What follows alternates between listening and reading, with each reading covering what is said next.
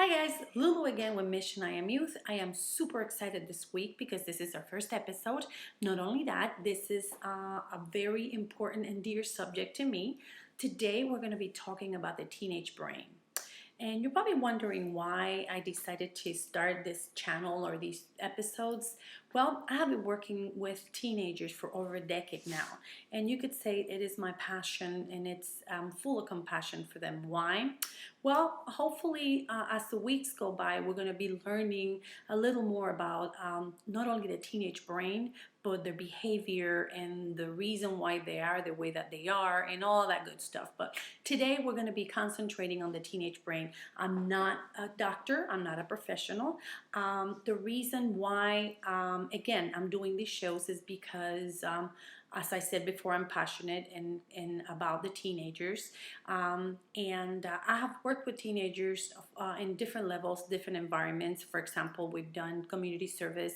We have served in the juvenile center. We have cleaned parks. We have fed the homeless. We visit orphans. I mean, we've done so many things. And it has been my finding that teenagers are not only grumpy at times and they have attitudes, they get snappy and impossible sometimes to deal with.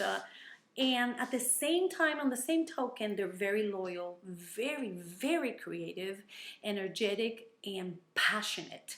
I would say, if I had to sum it all up, they're extremely passionate about everything they do, which can lead into trouble later on. But let's get there.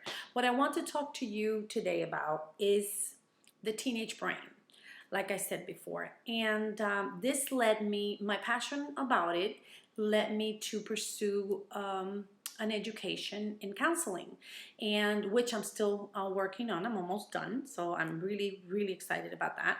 But I found in one of the classes we discussed the teenage brain and their development or lack of. What do I mean by this? The reason why your teenager is so volatile, if you will, and has so many mood swings and mood changes is because their brain is under construction. Um, what do I mean by this?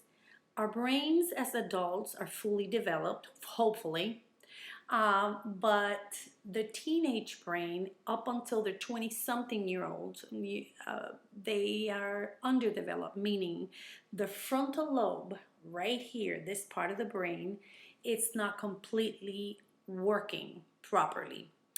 This is where they make their decisions. This is where they store the capability to decide whether something's good or bad or dangerous. That's why you see that they take so many risks and emotional. And this is fascinating to me because it's almost as if we're expecting for them to react in certain ways when they don't have the capability to do so. It's as if their toolbox is half empty. That's not really it, but just so you can have a better understanding. The reason for me to do this is so, taking this into consideration, we can take action and we can at least to try to understand the teenage. One of the main or chief complaints that I get from the kids are, well, dad and mom don't understand me. They misunderstand me. They think I'm doing this or I'm doing that because I'm tired of sleep a lot. They think I'm doing drugs, or they think I'm depressed, or they think this or they think that. It's a lot of assumptions. And when really, not only am I offering here some to shed some light into a phenomena, if you will, or something that's really real, but to offer a few tips, if you will. For example, to me, in my experience with these kids, or any kid, any young adult, or it could be 11, 12, 13, all the way to 20 something, depending on the level of maturity, I think it's extremely important to have a mentor.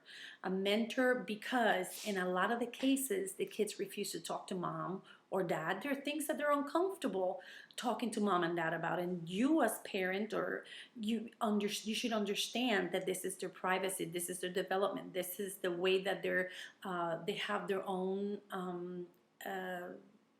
independence. They want to break out of the shell. They want to be their own little people, and they have the right to be. So when you offer this opportunity to have a mentor in their life, somebody that's living the right life, that can lead by example, that can talk to them, that can guide them in the right path, this would be so beneficial for a child that's underdeveloped, because that is what's going on up here. The brain is not developed to the fullest, so they're going to make the dumb mistakes, the dumb decisions. So instead of criticizing, and I don't mean to be offensive, but invest time in a kid. Take some time and talk to a kid. Sometimes I have just hugged a kid or crossed by him, and I just so happen to remember their name, and to them that's humongous. Lulu, remember my name.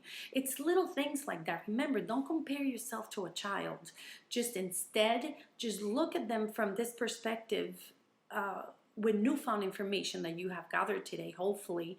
And another tip I want to give you, I found this movie. It's totally free. It's www.pbs.org, and it's Frontline the Teenage Brain. It is fascinating. It talks about all of this in more depth. There's scientists and doctors and different tests that have been